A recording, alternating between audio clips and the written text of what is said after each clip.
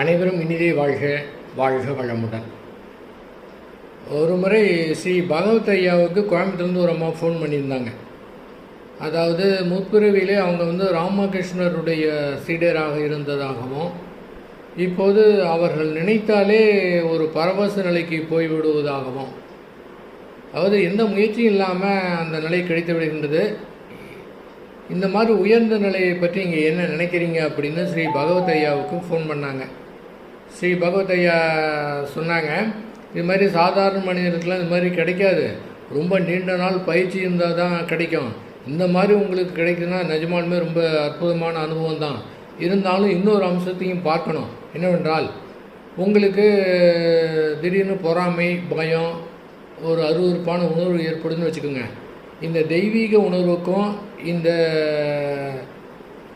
தாழ்ந்த உணர்வுக்கும் எந்த வித்தியாசம் இல்லை என்று கூறி